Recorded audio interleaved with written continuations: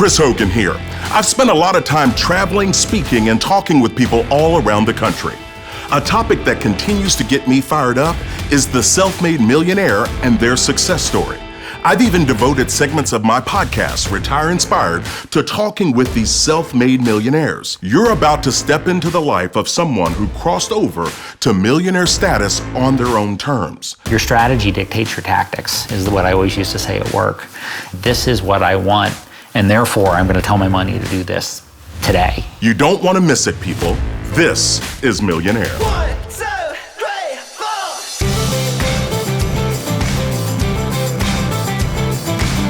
4. So my name is Jim, and this is my wife Mary, my lovely wife Mary, and we live just south of Bend, Oregon.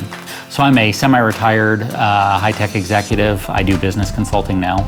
We do things as both a ministry and as a business. So we're currently leading a Financial Peace University class. Then we work on with people one-on-one with coaching. Then I do a variety of volunteer work with my therapy dog, going to the hospital and helping patients with physical therapy as well as emotional therapy. I like you. Thank you.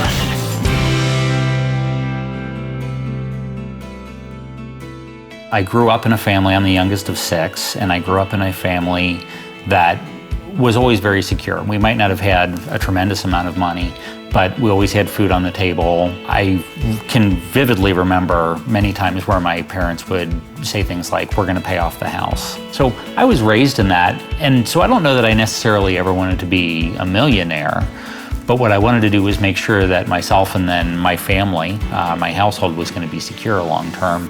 So I focused very hard on getting a good degree. I'm an electrical engineer. I can't say I studied hard, but I did graduate with a 301. I got it over that bar. That last minute racquetball class really saved my bacon. For me, it was just, let's work really hard and let's understand how to be successful. What I was not good at was managing money. And one of the most fantastic things about the lady that I met and that I wanted to marry, I realized that she was incredibly good at managing the money and watching it. I don't think I ever even thought about the millionaire status at all until more recently. And when we realized that we were, I guess, millionaires, it was an interesting feeling, but it wasn't something that we had necessarily set out to achieve. My father always used to tell me, you have to learn from sweeping the floors. You learn at everything it is that you do.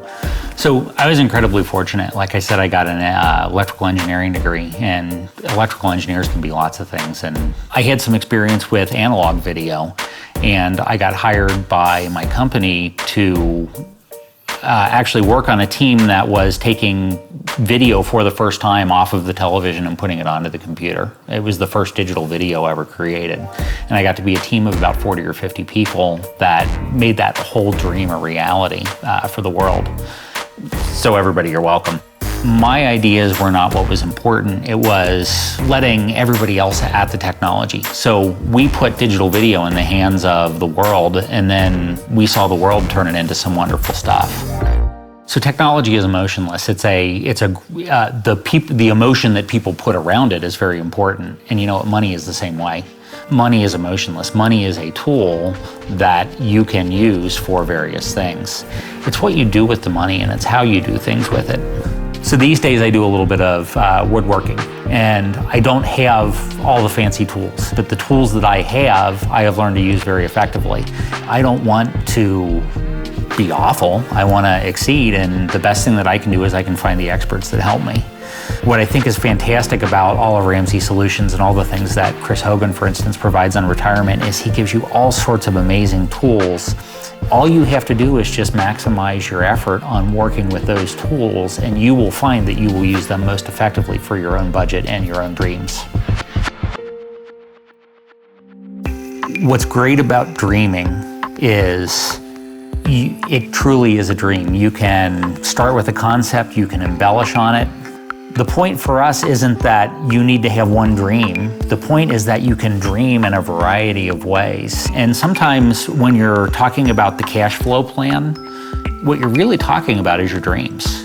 sure, you might be talking about, okay, well, is the $50 going to go here, or is the $50 going to go here? But after a period of time, that conversation goes to, yeah, but we really want to do this. We really want a cabin in the woods, or we really want a new car, or we really want to retire with dignity. But the great opportunity for us is by having a dream, by starting with that, and by talking about it and thinking about it and continuing to focus on it, that dream becomes sharp.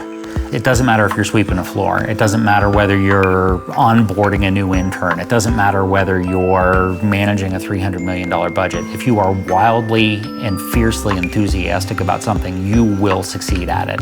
A dream that you get enthusiastic about will never be blurry. It will be high definition.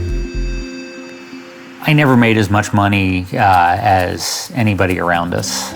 We just understood that just because we make this much money doesn't mean we need to live off this much money. For us, image has never mattered, and people have a hard time envisioning how they can get to be millionaires or arrive because they want to keep up with the Joneses. We're more concerned about loving our life and what we can do and how we can help others rather than impressing somebody else. We would just be very intentional, and I think a lot of it was not a matter of how much we made, but how much we saved and how we went about doing things. As Chris Hogan said, it doesn't matter how much or how little you make, you can still do a whole lot of stupid.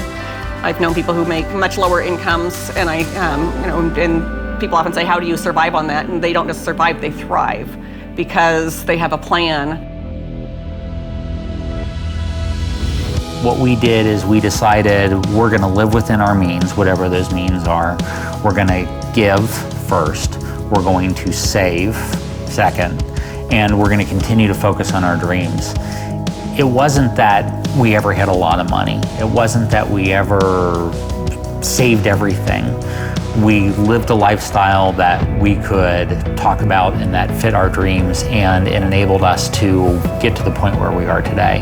So I really want to say to the people out there that it is possible to live your dreams and to be excited and to enthusiastically pursue life, and you will achieve what you want if you want it bad enough.